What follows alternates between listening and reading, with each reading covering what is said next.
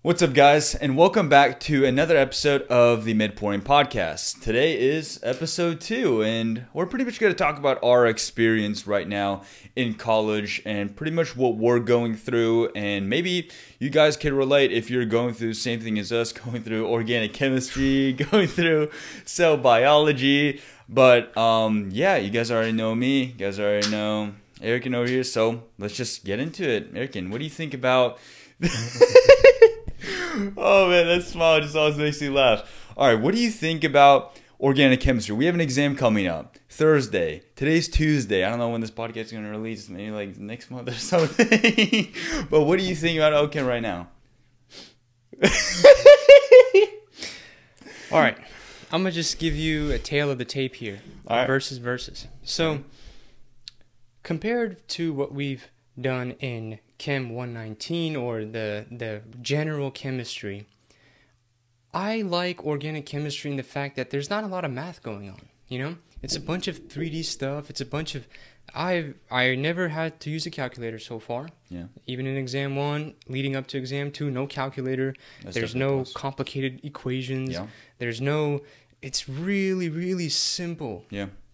But it's not easy. Nope. It's simple, but it's not easy.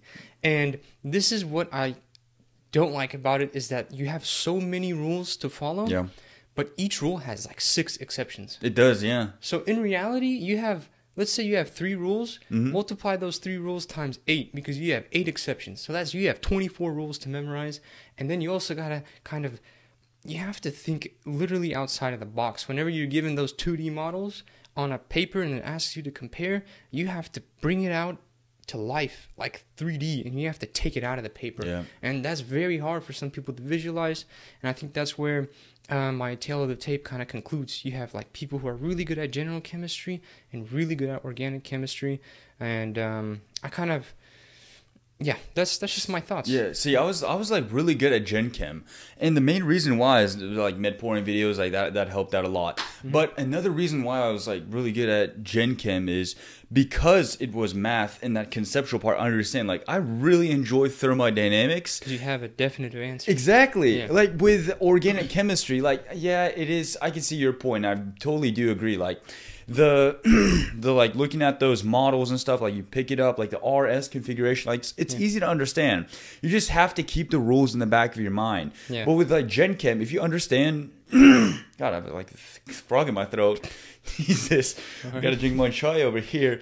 But you're basically, you understand the concept. That's what I love about chemistry and the part of the conceptual side, because with organic chemistry, like I honestly don't see the use of it if I compare to Gen Chem. Like I think I'd use thermodynamics more than, you know, like enantiomers, diastereomers, like pharmacologists, like with drugs and stuff, they'd use that stuff. Like I could see that. Yeah. But I just don't see myself using that. I'd see myself using thermodynamics or More like than... yeah. Huh. Well, I'm kind of opposite. I feel like I would not, as let's say, you know, okay, you have a surgeon or just a, you know, a physician or any physician. I don't think they're worried about, you know, thermodynamics, and let's even bring physics into this conversation. Oh man, it's just the whole MCAT spiel that we go on every single Sunday. I'm gonna go to Italy. I'm going to Italy. But yeah, I mean, I feel like, as much as I hate to say this, I feel like you would have to use Ochem. I feel like Ochem, with the skill that Ochem... Actually, Ochem teaches you a lot of things outside of chemistry. Like what? First off, it teaches you how to, you know, be, I would say, disciplined. I have to be way more disciplined than I was in Gen Chem. Because Gen Chem, I kind of had a more, let's say, easier schedule. I didn't really have to do so many practice problems, because there's one way to do that chem problem for Gen Chem, but for Ochem you have 20 different answers, you know, and basically I'm over exaggerating obviously, but you have a bunch of answers and they can all be right, and if you haven't practiced all 4 or 3 of them, you might not be able to kind of gauge yourself or gauge what you're doing on the exam. But yeah, I would just say, me personally, I feel like I would be I feel like I would use Ochem more. And plus, it also teaches you to think creatively. That's what I was gonna say. You know how whenever you look at the anatomical field, it's not actually your right side, it's the patient's left side. You know how it's all switched, and I feel like having a good sense of direction through Ochem teaches you that very well. So that's what I feel like. I can see that, but it's just, I don't know. I was more curious when it came to Gen Chem, because it's not just like you're looking at the molecules and you got to flip it, you got to rotate, you got to do all this stuff. Like there was like a curious scientific part of me that really enjoyed like Gen Chem.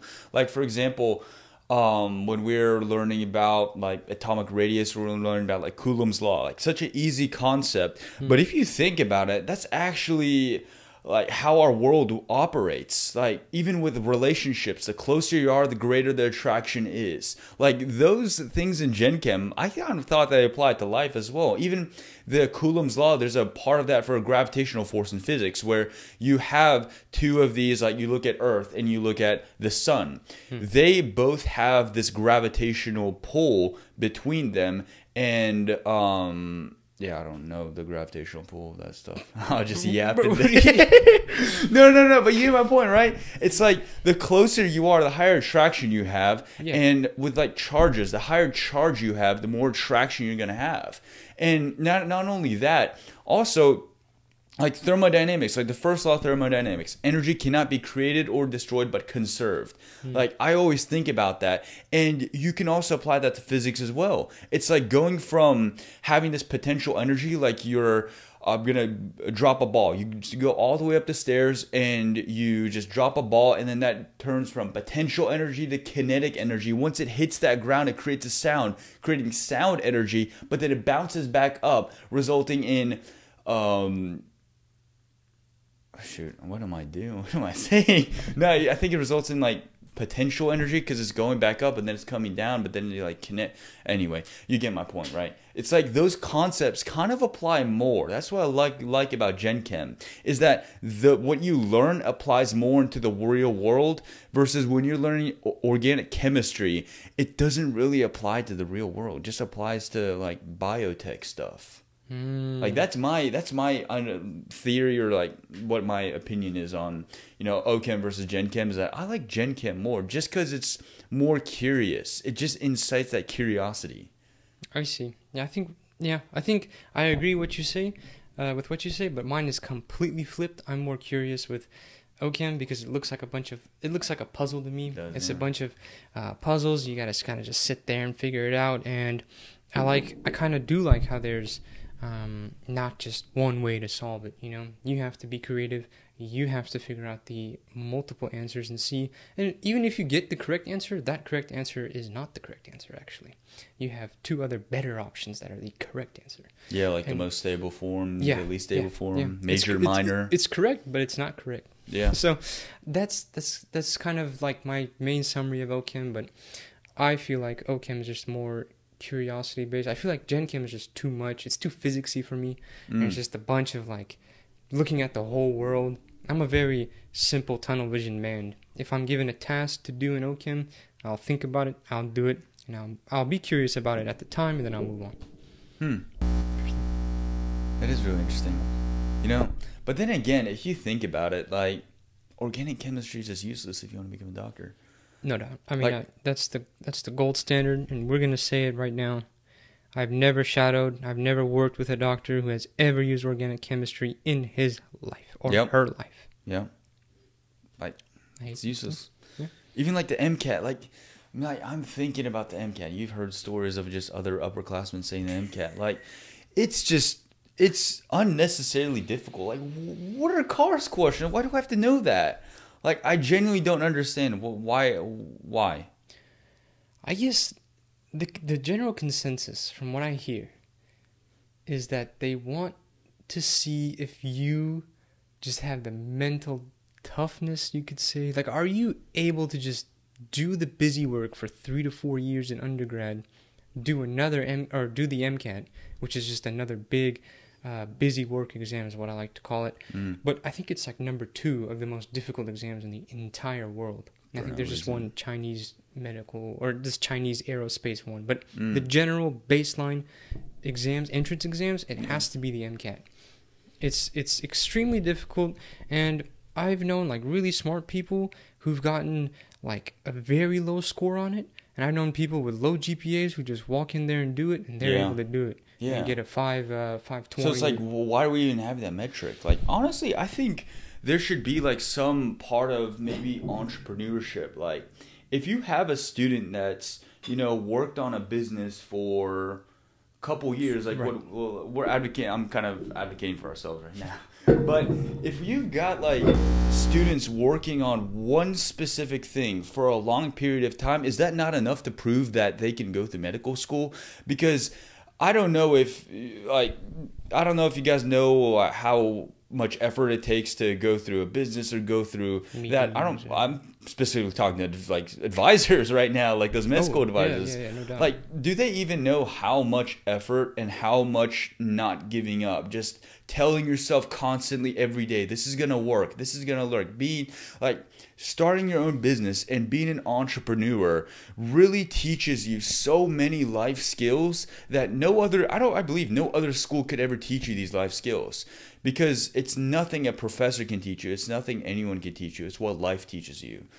I just love entrepreneurship because it's like the course of life. You learn so many skills that you can't learn with a lecture. Yeah, I mean, I couldn't have said it any better myself. That's such a bar.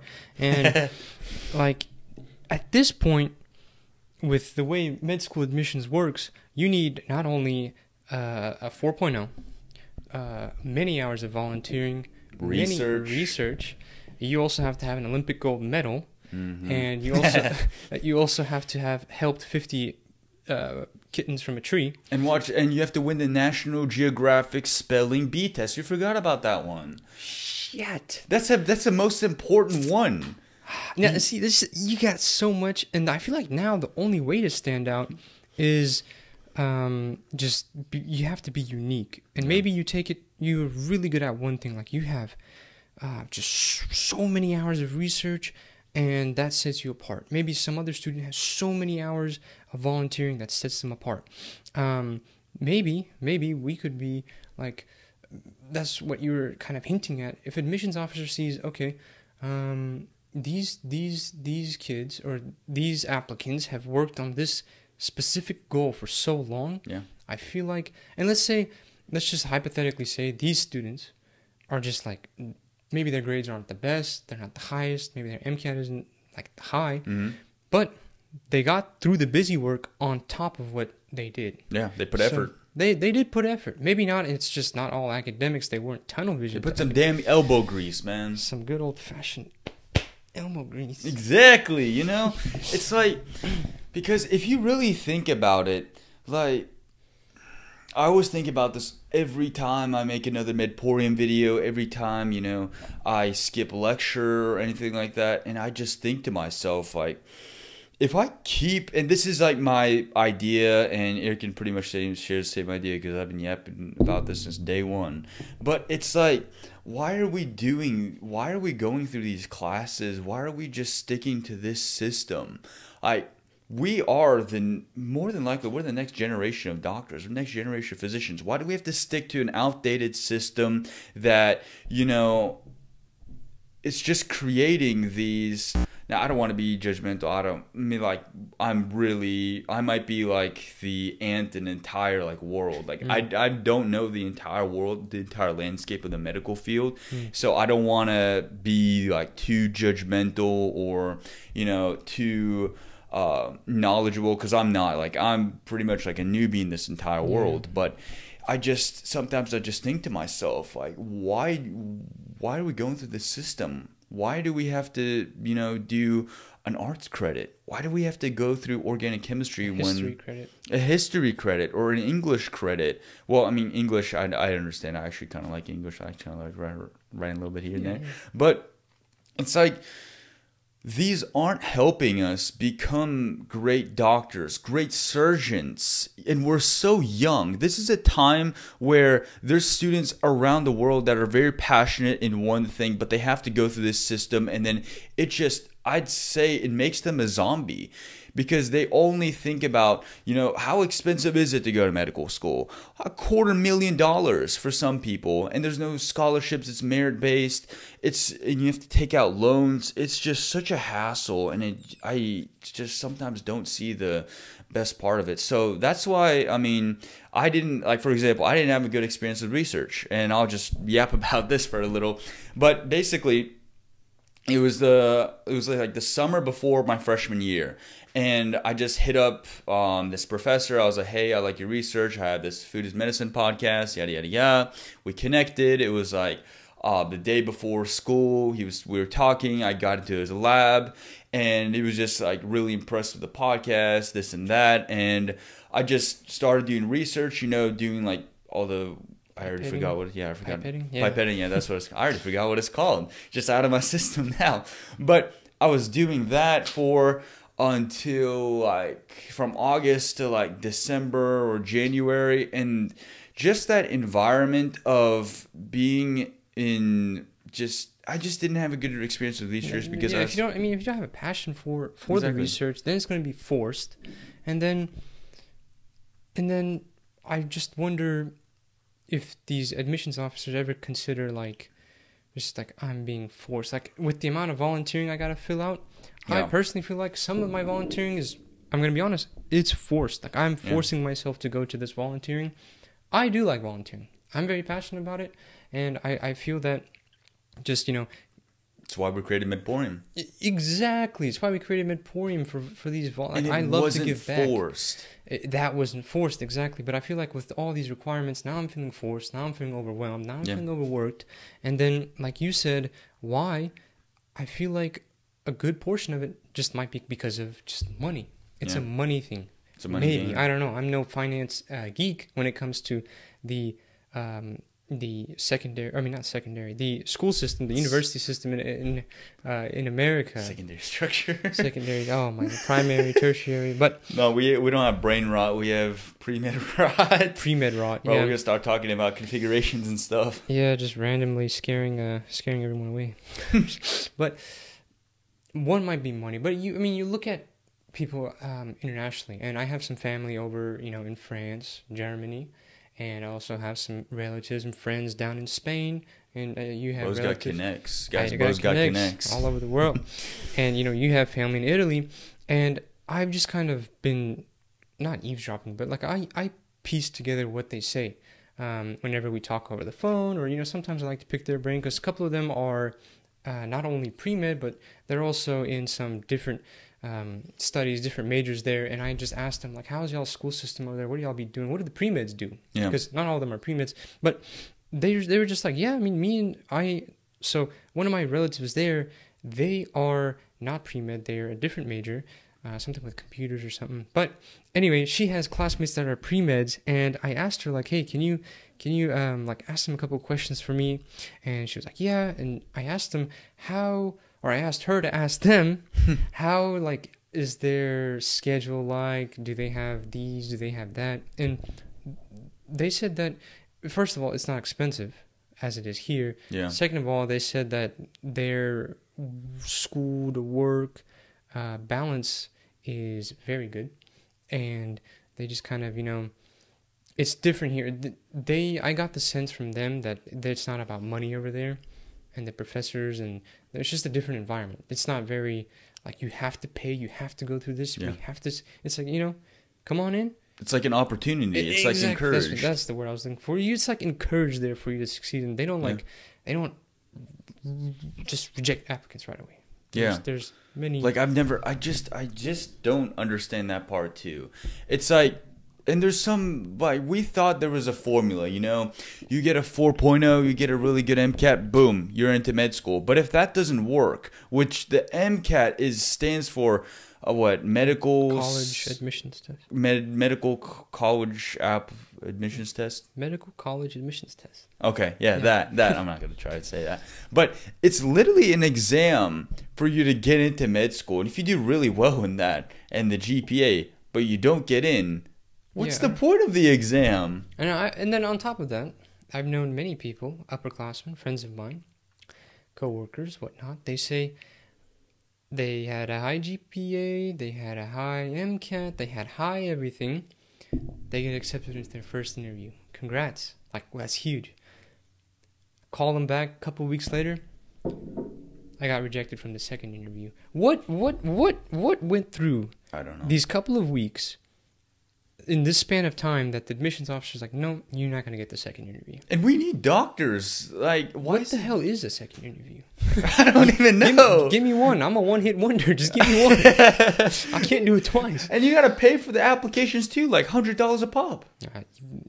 Applications, exams. And they encourage you to apply to as many med schools as you can, but you can't even afford that. Like, you want to apply for 30 med schools, but then that's like $3,000. You got to pay for all the resources and the tutoring, and that's another reason we started MedPorium, just to help everyone out. You know, just like here, you know, we got these videos. Just it's the least we could do. You know? If we don't go to Europe, we can help. Yeah. Yeah, I'm still thinking about it, man. That's 6-year med school. I mean, it's looking a little too good, you know? Man, we just gotta see. I mean, at the end of the day, the West is the West and the East is the East, but I'm not dogging on the East. I love the East. I always travel to the East, but I don't know. It's just a big, you know, that scale they have in the courtroom on justice.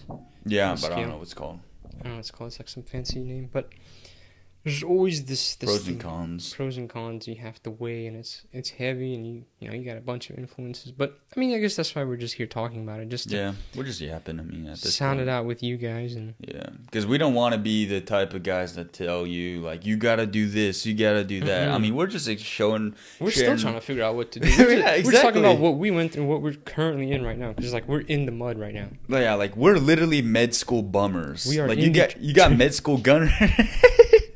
You got med school gunners, we're med school bummers. I mean, we're in the trenches. Mm-hmm. And so that's why we can kind of like just give you an inside view of kind of our thinking. Our perspective. But don't let us influence you. Yeah, because we are med school bummers. Like, we are bummers. Like C's get degrees. Yeah, exactly. Like we are literally sticking the motto of C's get degrees just to focus on business. Yeah. And we'll get there. Yeah, hopefully. But it's just like, and I also thought about, I'm thinking too much lately, but I've thought about another thing where it's like that going through all that stress, that anxiety of trying to get a good letter, just like a 4.0 or like an MCAT, you're using so much time and effort. I mean, even your prime years. Yeah, your prime years, and you're like stressed yourself out. You're aging yourself out. I already got gray hair. Yeah, just to have the chance to get into med school, and when you don't, it just like that's such a backfall. But that's what I thought to myself, and I'm like, screw that. Like, I want to have an impact, you know? Yeah. I want to do something that matters in my prime years, and that's why we created MedPorium, to have an impact, to do something instead of just like the books. Following what this system that has been in here for a long amount of time, just like they keep. And nobody forced us to do this. It was just from our passion. Exactly. Not a lot of people. Passion. That's the word, man. The whole education system does not culture passion. It just puts you in this constant, like, just zombie mode of worrying about your grades, worrying about your finances, just so much stress and anxiety. It's just, there's no passion in it anymore. Like, I know some, and there's, well, I'm guessing, this is just my guess, my hypothesis, but my hypothesis is that a lot of people don't trust their doctors anymore and are looking into these, like, random influencers who have no medical degree, but listening to them for, like, medical advice and stuff like that is because, like, and it's not the doctor's fault, but the doctor is just burnt out. Like, many doctors and nurses, PAs, everyone that works in healthcare is just so burnt out. They don't have any passion anymore because the system has just been using and abusing them. Did you hear about that nurse? It was like a couple weeks ago. I think it was pretty recent, but there was this nurse, and what is said on the news without any like background info is that all it just says is nurse makes mistake, nurse kills this patient. This 80, like, she was supposed to give this different medication, dies on the spot, this patient, because it was like she gave the wrong medication and it instantly killed the patient. And that's one thing, but whenever you scroll through the comments and the articles and then you go into it, you go onto this loophole of an extra 20 minutes. And you know what? Let me dig into this. Like, there's no consideration of the hospital. Yeah.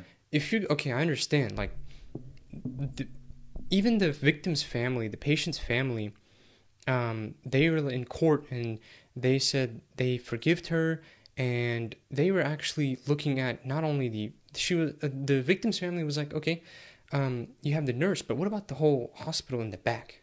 If you're gonna go after one nurse, what about the hospital? The hospital didn't even come and protect this nurse. Really? Mm-mm.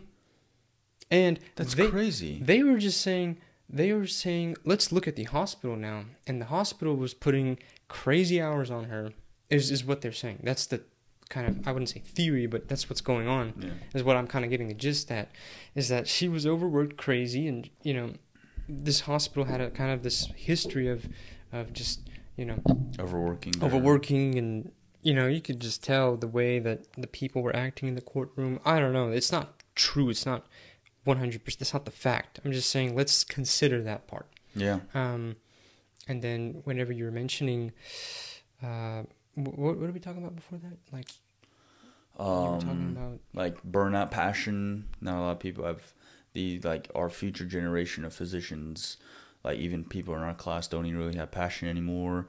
Like, I don't know a lot of like students, at least my classmates, like they're not out there, you know, going to, you know, I don't want to say like start their own business, like that's our passion. Oh, wait, yeah, no, that's what I was going to say. I was going to say that. What? Sorry to cut you off, but you mentioned that, okay, you didn't have a passion for research, you didn't have a passion for this, but one thing that you did find a passion for is business. Yeah. And entrepreneurship.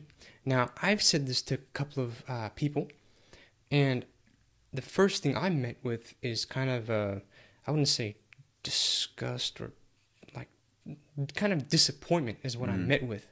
They're like, if you're so focused on business, why don't you go to business? It's like, you're putting this amount of effort into business, you're just going to be some, you know, they say, why business? Because research and volunteering kind of fall under sort of being a doctor, because, you know, when being a doctor is a sacrifice. Like, you're giving so much time and effort to heal someone else from illness and preventing them from illness. And you can I kind of see why med schools want volunteering, because it kind of shows your selfless attitude. Yeah, it's literally selflessness. Research shows like, okay, I can do this, and like scientific, applying knowledge into new stuff. And I'm met with, whenever I say I'm passionate about business, they're like, where does business fall into medicine? You know, that's what they say. Yeah. And but there's so much things. Yeah, I feel, obviously there's a lot. I mean, I could talk for days. Yeah. But I also see where they're coming from too. No, yeah, no doubt. Yeah.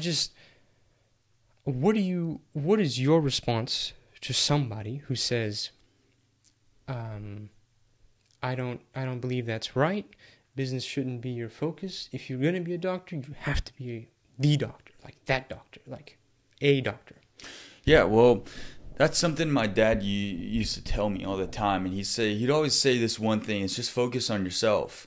Like, everyone's gonna say their own opinion, everyone's gonna have their own background, their own biases, everything. So just focus on yourself. Like, because I'm not out here like dissing anyone that does research or dissing anyone that does volunteering, because those are great things. If you're actually like really passionate about those things, then definitely do it. Don't let anyone force you to do research, to do volunteering. Don't let anyone force you to do that. That's what passion is. It's an intrinsic desire, intrinsic to motivation. Exactly. Shout out psych. Yeah. Intro to psych. It's an intrinsic desire to do something. And it's just, you're going to have to find and what med schools are trying to do, and I see what they're doing, so I want to give them the benefit of the doubt, is that they're trying to like nudge you into those things to find your passion. They say do these volunteering hours, and they're giving you a sort of incentive in order to do them to see if you've developed passion. Or like research, they do the same thing. It's just, I just really hate how that's a requirement these days, instead of, you know, allowing the students to find it like you can give the opportunity, but don't force that person. I mean, we already know in history, we know forcing never works. Look at the American Revolution. Like we're learning that history right now, and we've been knowing that since we were legit. But oh yeah, you can't force taxes. No taxation without representation. Yes, sir. Caw-caw! America. Hell yeah. But it's just like those things where you just can't force. So if someone said that, I mean, all right, let's just let bygones be bygones, because I could tell you so many reasons why business is going to make me a great doctor. Communication skills. You know how important communication is to be a doctor? I don't even have to talk about that. Crucial. Both being a doctor and being in business. Man, if you can't relay your message, if you can't understand the message in both fields, you are cooked. Exactly. Communication, I'd say problem solving, decision making, those two things, because like I'll give you guys like a specific example in terms of like MedPorium, for example. So I think it was like my junior year, and I did this a couple more times, but it was like selling t-shirts. So here's what I was going through. It was in April, and I didn't know the t-shirt game, and I got into it a little too late. So I thought that you could order shirts and it'll come in like 2 weeks. I was wrong. It comes in like a month or like 3 weeks. So I didn't have enough time to order those shirts. Okay, no problem. I mean, that's an obstacle, but I can go through it. I searched up how to make shirts on my own. So there were some things of getting a printer, getting a DTG printer, like you just print shirts off. That's too expensive. Oh, that's another obstacle. Well, I'm not going to give up. I'm going to find other ways to do that. You find other ways, and that's when I found these Gildan shirts, and I searched up, and I learned how to actually like use these printer papers that you can actually iron on shirts. And I did 50, 60 of those shirts. Took me like 2 days, but I did it. And I started selling them, and I said, hey, how do I sell these t-shirts to my high school? Easy. Find the popular kid, make him endorse all this stuff, which popular kid I was actually really good friends with, which was very easy. Shout out to Dowd. But it's just that problem solving. Like, you don't give up. Like, if yeah, sorry to cut you off. And that money that was used during those, after that segment, that money that was gained from that, obviously we had to pay our initial cost for the shirts and stuff, but then we had extra left over. That extra compounded brick by brick. We used it for something else, and now all this equipment as that we have right now was funded from that basic elemental thing, brick by brick. And what I think what you're trying to get at is crucial. There's Murphy's law. Something is gonna go wrong, and especially whenever I was shadowing or working in the hospital, a lot of things went wrong. Yeah. It comes with the job, especially if you're doing emergency surgery. Here and there, I took some night shifts working in the ER 24/7. To intubate the patient, the tube is blocked. What are you going to do? You're going to open it up right here. Yeah. You got to solve that problem. There's blood coming out. You got to suction that out. Yeah. It's always a step-by-step problem, and you never can give up, because if you do give up, patient will be harmed, and you took the Hippocratic oath. You can never harm your patient. Yeah. You have to give it your all. Yeah. And so I think that's a great explanation, Jahangir. I'm going to say that next time to somebody who kind of comes at me for, okay, you're doing business. That sucks, Why aren't you fully focused on medicine? Well, I am. I love medicine. And most of my businesses that we have together, or personally, have all been medical related anyway. Yeah. There's just a couple of, stuff I do on the side, but it's all focused on medicine. And I'm going to take what you just said, use it next time, and those principles that you were just saying, problem solving, communication, and decision making. Yeah, and I feel like business is right in the middle and lined up with being a doctor, because you have to talk to higher ups. Okay, even if you're the best neurosurgeon in the world, you have to talk to higher ups. You have to be able to talk. Okay, you have to be able to talk to higher people above you. They have that God complex, but at the end of the day, I've seen the best surgeon in that hospital. He has to call and ask for help too. He has to communicate. And below you, you have people below you. You have what are they called? Subordinates. Is that what they're called? People below you? Yeah, it sounds aggressive. Like, what if you're an attending, then you're like your residents? Like that's like you have okay, you're a business owner, you have a couple of employees under Yeah. you have contractors who come and contract for you. You have to be able to talk to not only higher ups or people equivalent to you, you also have to be effectively communicate people below you. Yeah. Not Exactly. below you like you suck, but people who are younger, you could say, or less experienced, to teach them and build them up. And then the cycle continues. Yeah. Genius. Exactly. I mean, let me think of another one, though. Another one that could apply.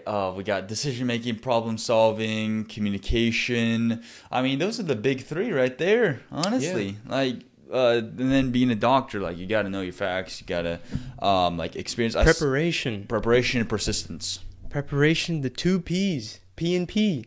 Shout out Kendrick and Absol. But, yeah, it's a good one. Because I remember whenever I was working at the hospital, the surgeon I worked with, he would prepare for these complicated surgeries a day in advance. And whenever we have meetings that are very important, we prepare 2 days, 3 days in advance. So we know what we're going to say whenever we meet with investors or we meet with someone higher above us at the time, or we meet with some consultant. We know what to say. And I guess that exactly applies to a surgeon or a physician. He has to know what he's going to do. He's not just walking in there blind. Preparation is good. What about persistence? Persistence, I mean, word speaks for itself, you know? Yeah. Like with business, you always just tell yourself that it's going to work, and you're the only one in the world that believes that it's going to work, and you just keep on waking up every day and just doing the same exact thing constantly for the next however long it takes until a business to grow. But yeah, that's pretty much the end of this episode. We're gonna go through a yap session if we keep on going with this.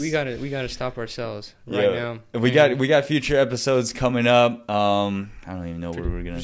Weekly, we'll be bumping out some episodes, just talking about our lives, both and some advice, just for the young generation. We're old heads over here. We gotta. You're an old head. Hey, we're both the same age. What are you talking about? Nah, but that's pretty much it for this episode. I don't even know how to wrap it up. I'll just say, my old slogan: "A Pomodoro day will make you a doctor someday." See you guys in the next one. See you on the high tide.